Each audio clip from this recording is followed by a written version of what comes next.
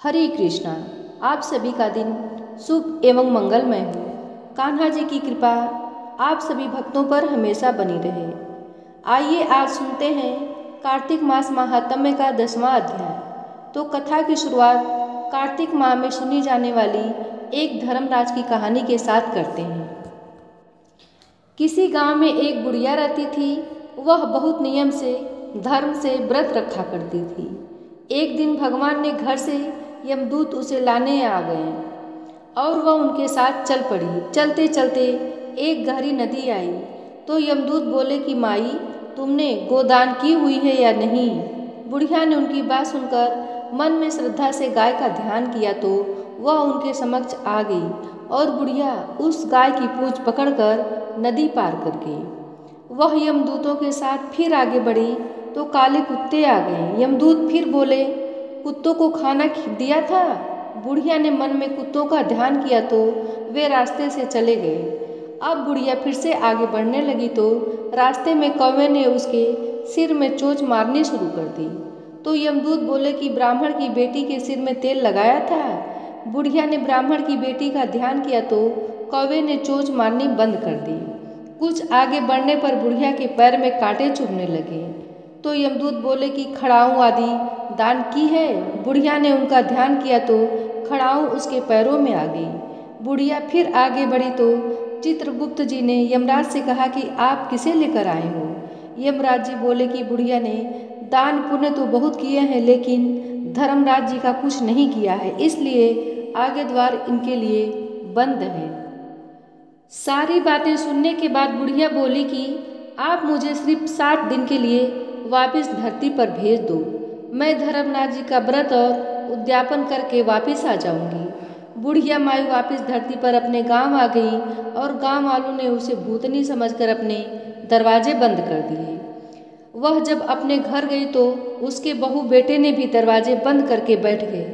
बुढ़िया ने कहा कि मैं भूतनी नहीं हूँ, मैं तो धर्मराज जी की आज्ञा से वापस धरती पर 7 दिन के लिए आई हूँ। इन 7 दिनों में मैं धर्मराज जी का व्रत और उद्यापन करूंगी जिससे मुझे परलोक में जगह मिलेगी।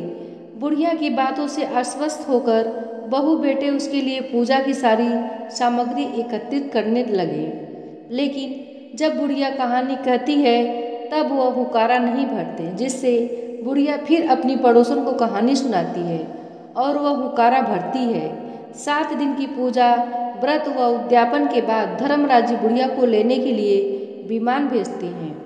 स्वर्ग का विमान देख उसके बेटे बहू को साथ सारे गांव वाले भी स्वर्ग जाने को तैयार हो गए। बुढ़िया ने कहा कि तुम कहाँ तैयार हो रहे हो, मेरी कहानी तो केवल पड़ोसन ने सुनी है, इसलिए वही सिर्फ जाएगी। सारे गांव वाले बुढ़िया से धर्मराज की कहानी सुनाने का आग्रह करते रहे। तब बुढ़िया उन्हें कहानी सुना देती है।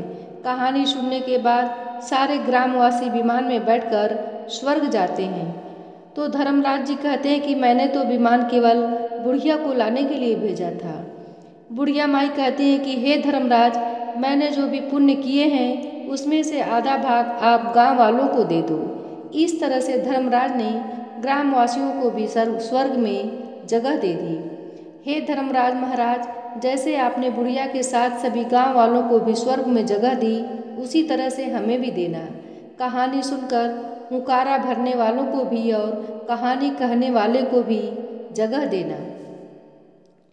धर्मराज महाराज की जय, यमराज महाराज की जय हो। अब सुनते हैं कार्तिक मास महात्म्य का 10वां अध्याय। नारद जी बोले, पहले देवताओं से पराजित जो दैत्य पाताल में थे वे भी जलंधर के आश्रय से पृथ्वी मंडल पर आकर निर्भय हो गए। एक समय राहु का सिर कटा हुआ देख दैत्यराज ने उसके सिर कटने का कारण शुक्राचार्य से पूछा।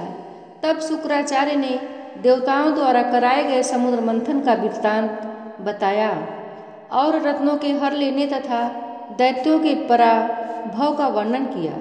तब जलंधर अपने पिता का मंथन सुनकर क्रोध से लाल नेत्र कर घसमर नामक दूत को इंद्र के समीप भेजा। दूत ने स्वर्ग में जाकर सुधर्मा नामक देव सभा में प्रवेश किया। अखर्व मौली व घसमर देवेंद्र से अद्भुत वचन बोला। उसने कहा, समुद्र के पुत्र जलंधर सब दैत्यों के स्वामी हैं।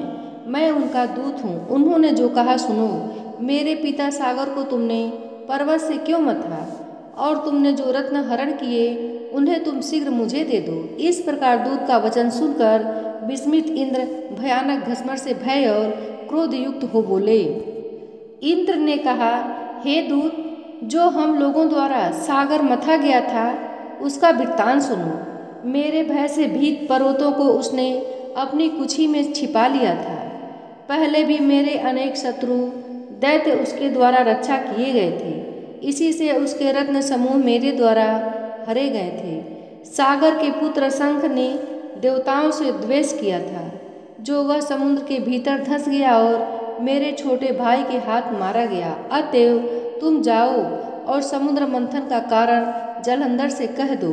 नारद जी बोले, तब इंद्र द्वारा विसर्जन किया गया दूत पृथ्वी में आया और इंद्र का सब संदेश दैत्य से कह दिया।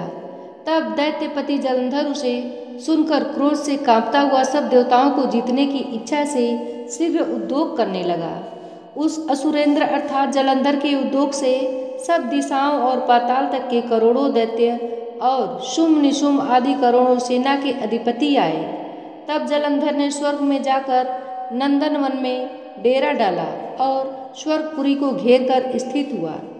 बड़ी भारी दैत्यों की सेना को देखकर देवता कवच धारण कर युद्ध के लिए अमरावती से निकले। तब देवताओं और दैत्यों की सेनाओं में युद्ध होने लगा। मूसल, परीक, तीर, गदा, बर्छी और फरसा से लेकर वे दोनों सेनाएं दौड़ी और आपस में मार होने लगी।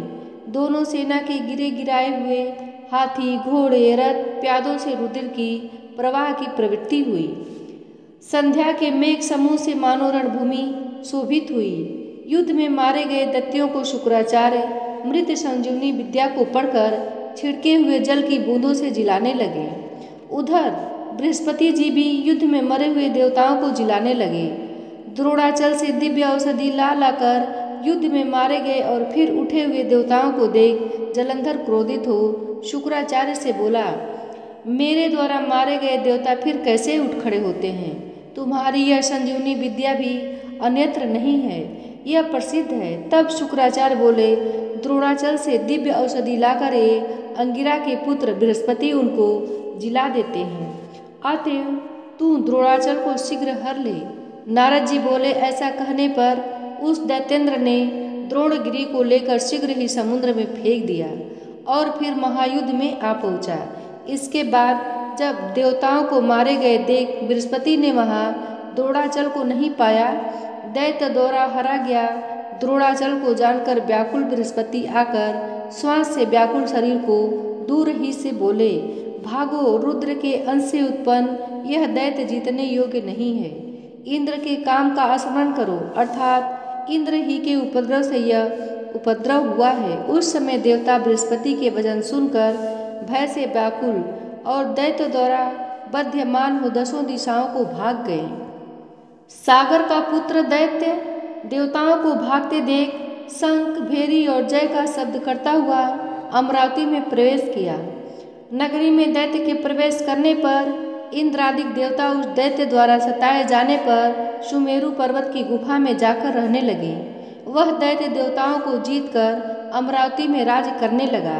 इसके बाद वह असुर इंद्रादिक सब देवताओं के अधिकार में शुंभादिक श्रेष्ठ दैत्यों को पृथक पृथक स्थापित करके सुमेरु पर्वत की गुफा की ओर भाग गया। इस प्रकार 10वां अध्याय समाप्त हुआ। तुलसी महारानी नमो नमो, हरि की पटरानी नमो नमो। धन तुलसी पूर्ण तप कीनो, शालिग्राम बनी पटरानी। जाके पत्र मंजरी, कोमल श्रीपति कमल चरण लपटानी। तुलसी महारानी नमो नमो, हरि की पटरानी नमो नमो। धूप दीप नैवेद्य आरती, पुष्पन की वर्षा बरसानी। 56 भोग 36 व्यंजन, बिन तुलसी हरि एक न मानी। तुलसी महारानी नमो नमो, हर की पटरानी नमो नमो। सभी सखी मैया तेरो यस गावे, भक्ति दान दीजे महारानी। नमो नमो तुलसी महारानी, तुलसी महारानी नमो नमो। तुलसी महारानी नमो नमो, हर की पटरानी नमो नमो।